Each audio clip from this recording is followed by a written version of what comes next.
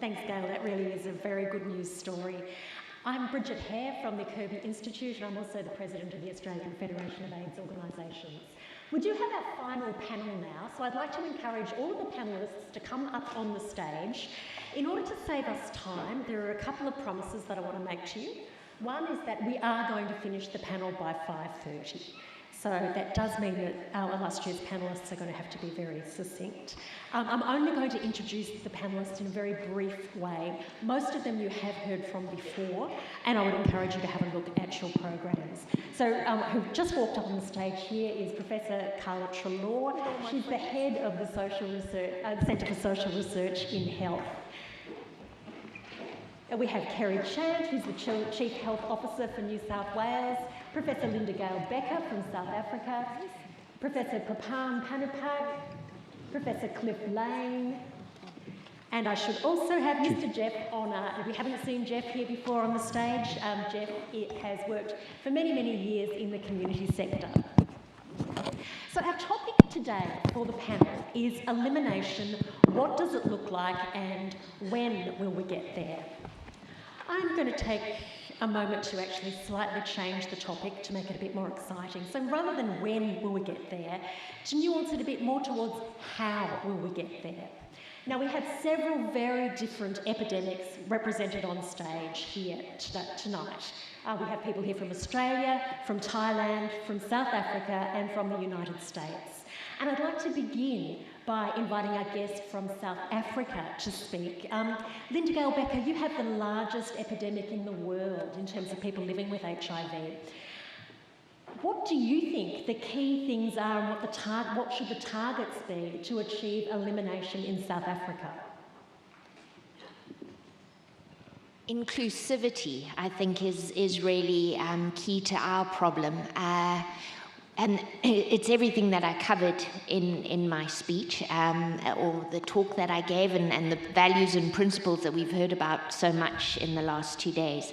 I do think our problem is largely a heterosexual young women and girls predominantly, but that cannot mean that we only concentrate on young women and girls. It means we have to find older men that they might be interacting with. And if we truly want elimination, then it also means that we have to think of our concentrated populations within the generalized population. So, you know, probably the most taxing conundrum for my government at the moment is, with 7 million people to treat, is how do you fit prevention into that? And the argument back in a succinct way is just, you have to. I just don't imagine how we could treat our way out of this epidemic without also coming with a very strong prevention message. And I think the big problem for us to sort out in the next literally year, 2, 3 years is what that prevention package looks like, and really getting it out there and hammering it home more than ever before. Thank you. Dr. Kerry Chant, elimination is something that you've given a lot of thought to. What are the differences between the epidemic in Australia compared with South Africa? What is it that you would be aiming for? Well, first I'd like to say that I think breaking down the stigma for us is really important. And for me, building on the great work that's been done, it's really important to acknowledge there is still significant stigma and barriers to accessing care and treatment. We are very privileged in Australia to have affordable access to healthcare, but we know that people are still not engaging in it for a number of reasons, including stigma. So I'd like to put that on the table. For us, as we demonstrated, we need to really understand what's going on with our overseas-born MSM. And they're not going to be one homogeneous group. We're going to have to further characterise it, understand what the opportunity points for engagement with those different groups are, how they get their health information, what way can we appropriately craft interventions to reach them. And then I'm also concerned around our heterosexuals. Although our heterosexuals only occupy around 18% of our diagnosis, they still present on average a couple of years later than our MSM, and they really haven't, I think, embraced the new testing because their risk individually is so low. We're really going to have to do more work at getting the community to see sexual health as part of what you engage proactively with your primary care provider with. And the fact that if your primary care provider asks you about your sexual health, they're actually not casting any judgment. So I think we have to work both with the community to get that message across, but also to make primary care practitioners comfortable in incorporating sexual health seamlessly in their consultation, just like they would blood pressure or cholesterol management or risk factor management. Thank you. I'm actually struck in considering both of those two answers, how very broad and multidisciplinary you've been in considering these things and not just sticking to medicalised interventions and targets. But Carla Treloar, I guess one of the risks in talking about elimination is that the agenda can quickly just fall into a very reductive, medicalised kind of discourse and ignore particularly proven structural interventions. So what would you consider to be the really critical non-medical considerations around elimination? That's an enormous question, and I think Linda did a really great job of explaining for us the issues of leaving no one behind, and that goes to both access to prevention and treatment, as is the theme of today. The idea that we need to act as allies and voices and actors with our communities in relation to all the things that could undermine elimination efforts. Access to structurally defined prevention issues is one of those, needle and syringe programs, condoms, but broader than that, to understand, for example, the SESTA and FOSTA regulations from the US that are impacting the rights, the work and the safety of sex workers across the world, to understand how the extrajudicial killings of people who use drugs in the Philippines impacts not only the HIV prevention and treatment efforts in that country, but the rights and very much the lives of those people and their families. And that those lists go on and on and on, very large-scale political structural issues that impact localised efforts to eliminate HIV and, for my interest, to hepatitis C. But there are other things to unpack here too, and one of the issues I wanted to pick up on was the notion of who is left behind. What do we tolerate in those curves that lovingly go down near to zero? How near to zero will we tolerate? Who's in that gap? And what do we do besides not getting paralysed by those very large structural issues? How do we understand how can we build trustworthy services and processes that engage, appeal and are attractive to those people who are left in that gap? What do we do? How do we mobilise community and use their understandings to build services that are trustworthy and of value? Professor Phanuphak, what would the priorities be in Thailand for considering elimination? Would it be a key populations issue, or how would you be considering setting targets in Thailand? Various people think about HIV elimination differently. Okay, you can say 90-90-90 or 95-95, but no one knows exactly 90-90-90. Is it 2020 or 2030? So some country may reach 90-90 quite easily, but because of the delay to 2020 or 2030, so they'll just play it slow, and then anyway they have to relax to implement it. So I think the definition of Australia that eliminating HIV transmission is something that we should all try to do. Eliminating HIV transmission, because we know how to do it, and the way that the Australian government is doing that, I think it should be a good example for all countries in the world, because especially in this region here, we are middle-income countries. We have some money to buy test kits and buy the drugs, but you need political commitment, and then a well-planned strategy, inclusive rather than exclusive. You have to admit that the government cannot do it by themselves. They need someone to help them, and then you have to involve every don't leave any group behind. Just try to do it as fast as possible. You have to have a sense of urgency and responsibility. Thank you. Let's now consider the question of tools. As we've heard quite a bit this afternoon, we don't have a preventative vaccine, but we do have a swathe of very effective prevention interventions, including treatment as prevention, including PrEP. And in South Africa in 2017, advocates determined that people who were in clinical trials should actually have access to these interventions, even if they're testing a vaccine. So Cliff Lane, how does this affect vaccine research? Are we going to see massive trials funded by the NIH that have hundreds of thousands of people in them? How do you think vaccine research is going to go forward in this day when we have access to these very effective interventions? Well, thanks for that question. I would have to say I can only speak from personal opinion here, not official policy statements of the NIH, for fear I'll be denied boarding when I get to the airport. Because as you know, they keep tabs on us very closely these days. I think you have to want whatever intervention you have to do better than what's already there. So any new intervention, I think, has to be tested rigorously against whatever is the standard of care or the standard of prevention. And I do think, as many of the other speakers have said, that there are even today a number of excellent tools available to try to decrease the spread of HIV, and strong efforts should be made to have those implemented. And even in the context of a vaccine trial, those should be implemented and encouraged.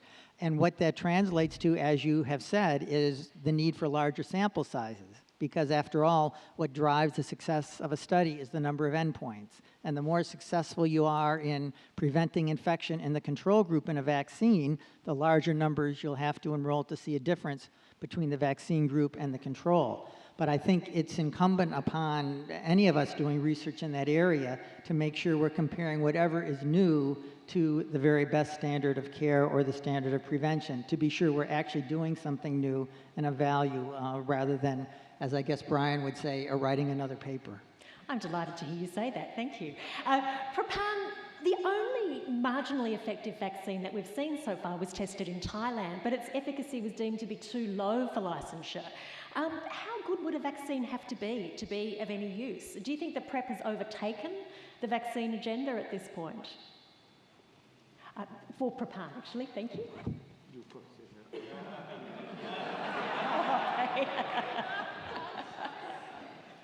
So I can remember when the results of that study, RV144, is that, were presented.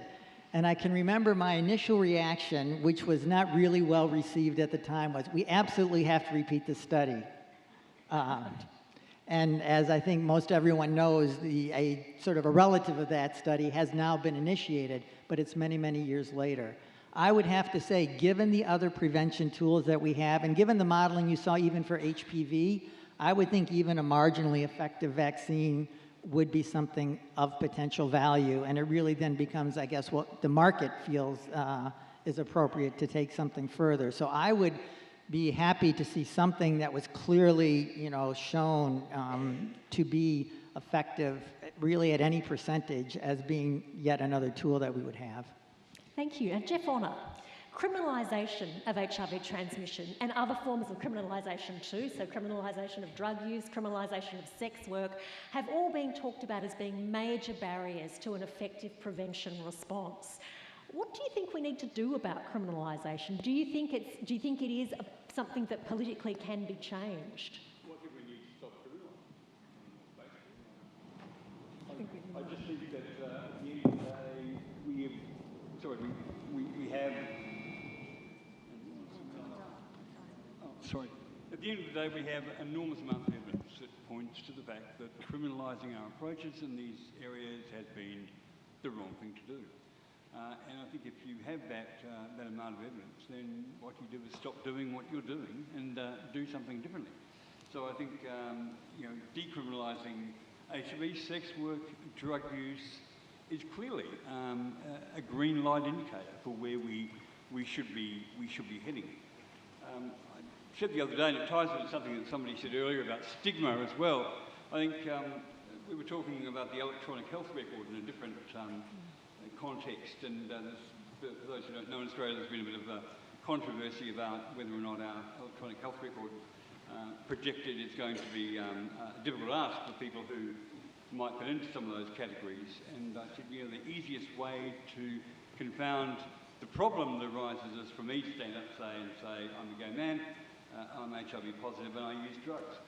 And then the concern evaporates. Now, it's not easy for everybody to do that, but it's where you take a stand. But at the same time, the policy environment has to change and shift with it. But I think we too, I'm talking here about communities, I think if I need to stand up and say, I'm here, I'm not going away, here are the issues, I have a life to live, I have choices to make, and carry on from there. Thanks, Linda-Gail. You had some beautiful slides in your presentation about decriminalisation of sex work.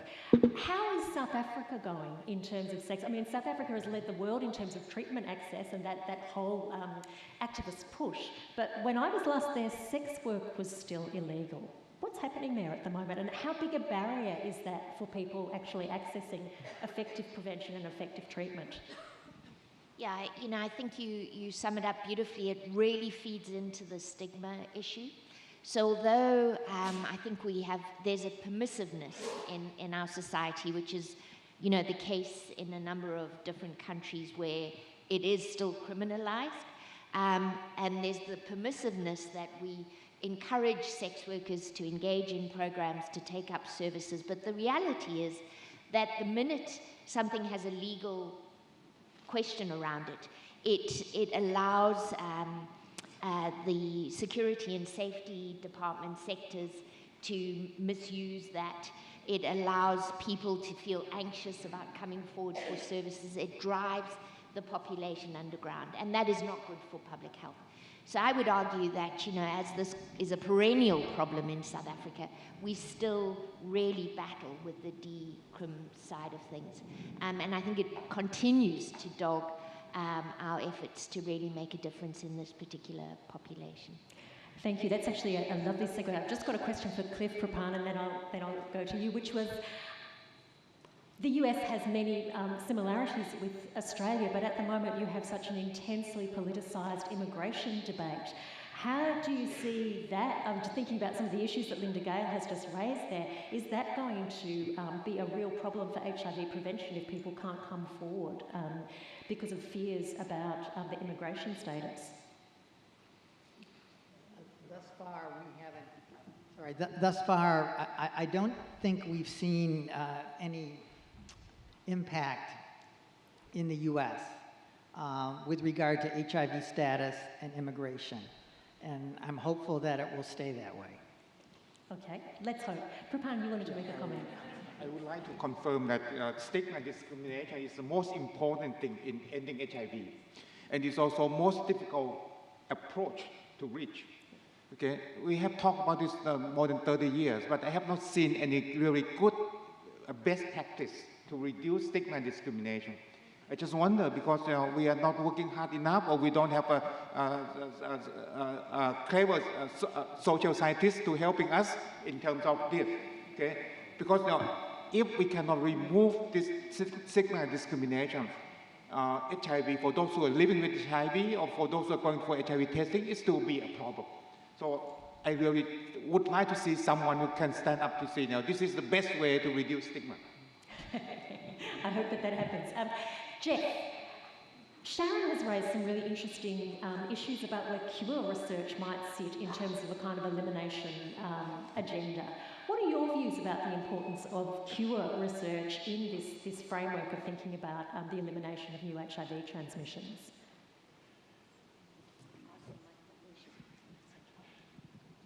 Look, all I can really say about cure research and prevention, and that prevention is kind of in my area, is that the two are synergistic. But the one doesn't necessarily depend on the other. And I think what we've seen unfold here in Australia and in New South Wales in particular, and you heard in the previous session a great deal on what New South Wales has been able to achieve. We just went ahead and did something there, which was about the ending of transmission, not about elimination, but the one thing ties into the other.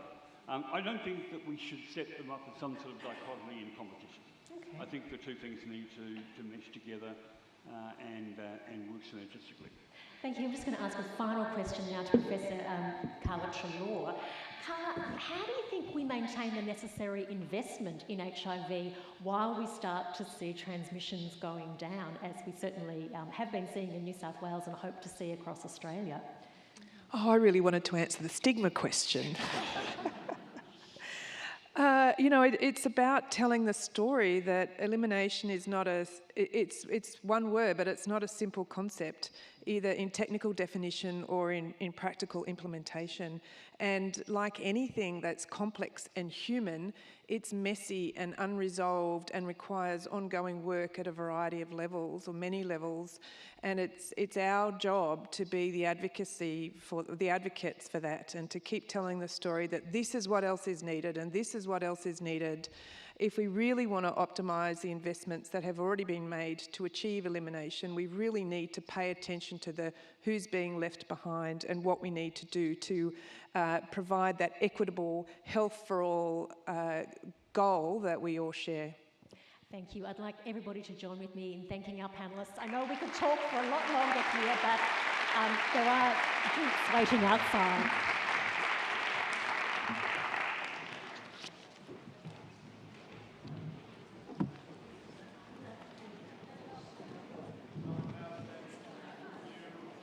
Drinks, but I just wanted to thank in particular the people that helped put this together in true Kirby collaborative style. There were a number of organisations that were essential to putting this together, including New South Wales Health, the University of New South Wales, the Kirby, St Vincent's Hospital, ACON, AFAO, NAPWA, ASHM and Positive Life. I want to thank all those people from all those organisations who helped with that. I particularly wanted to thank our overseas speakers, Linda-Gail, Cliff, Brian, Praphan, Sarah and Paddy, all of whom came a long way for very short stays, and many of whom had great distractions in getting here with visa issues and had quite a bit of stress over the weekend in terms of getting here. I'd also like to thank all the other speakers and the people that chaired each of the sessions. I think this has really given us a great roadmap to go forward.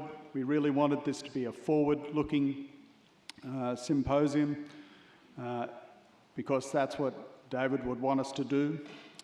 And I think we've got a lot of challenges ahead of us. I'd like to thank Nikki and her team for videoing this, and I'd especially like to thank the people in the Kirby who really busted a gut over the last 8 weeks to put this today and yesterday together. And it really is the A team from the executive, Estelle Jones, Elaine Lee, and especially Lucienne Bamford, Jeanette Button and Darren Dragnick. They all pulled together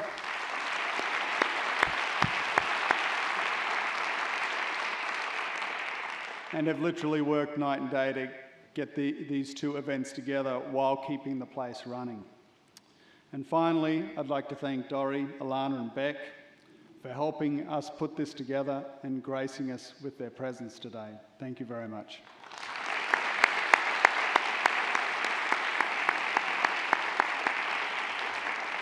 I think it's time to go and relax over a drink like David would.